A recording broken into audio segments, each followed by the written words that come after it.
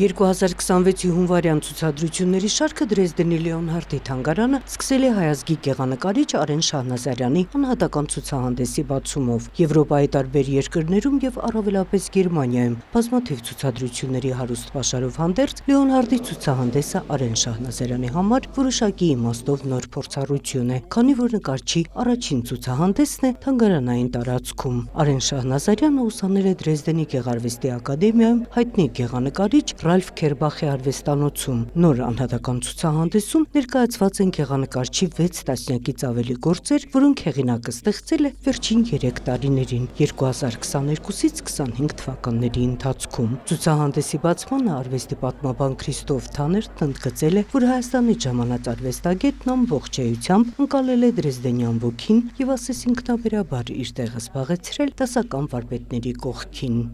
Արեն Շահնազարյանն ի ցույց է դնում, որ պատկերապատումն ու դրա մատուցումը անհնար է դիտարկել նյութի զգայական փորձառությունից տարանջատված, քանի որ առաջին հերթին հենց նկարի գունահագեցվածությունն է, այդ գունային էներգիայով լեցուն հեղեղումները, որոնք նկարին պարգևում են իրականության մի բնագավառ, որը ունակ է հուզել հանդիսատեսին։ Հենց գույնի հանդեպ մոտեցումն է երաշխավորում նկարի առանձնահատկությունը եւ գեղանկարչության տիեզերքում Շահնազարյանը իսկապես բնակեցրել է մի ամբողջ մոլորակ, որտեղ նա որակական առումով մնում է անգերազանցելի։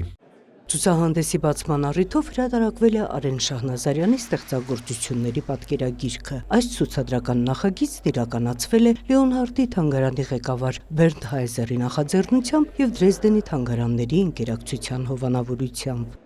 Ահա կատալոգը, որը կարող եք ձեռք բերել ցուցահանդեսի ընթացքում։ Եվս մեկ անգամ շնորհակալություն եմ հայտնում Արենին հաճելի համագործակցության ու այս գեղեցիկ ցուցահանդեսի համար եւ բոլորիս գեղեցիկ երեկո եմ մաղթում։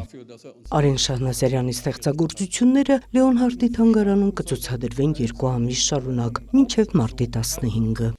Նունե Ալեքսանյան, Տուրեր։